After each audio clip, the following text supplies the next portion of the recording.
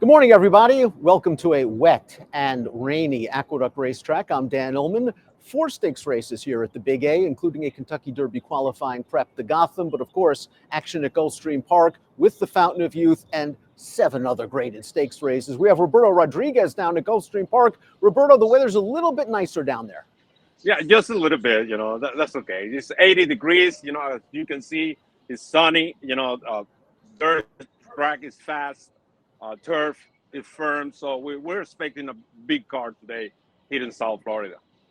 Wet track here in New York. The main track is considered muddy right now. Scratch the number 1 Connate, scratch the number 12 Slider from the Gotham. I like the 10 Just a Touch, stretching out in his second lifetime start for trainer Brad Cox. He handled a wet track in his debut at the Fairgrounds. That was a sprint race. He's going to show speed in here. I think this horse has the scope to handle a distance. You like a little bit of a price in the Gotham.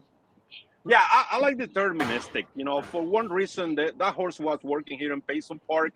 It's a kind of 40 minutes north of Gulfstream Park. And for one reason, they took it to New York. That horse couldn't run easily here in South Florida with better condition, But for one reason, they took it to the Gotham. I'm going to take a shot. He's been working really, really good in Payson. 9-2. I don't know if we're going to get that price, but it is worth it.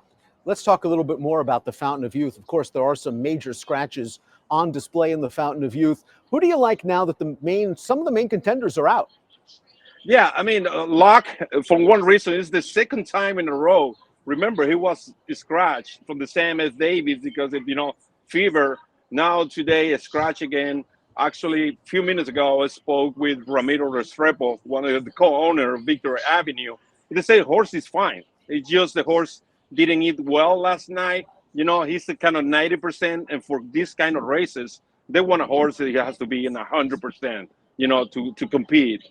I know everybody's going to jump on Darnock wagon. However, Speak Easy, for one reason, that horse didn't run yesterday. Fletcher decided to run it today.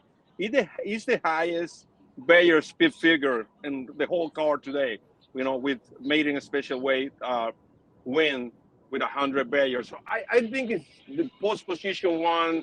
They should take, the lead and see what happens from there. I think Speak Easy, can surprise Darnock.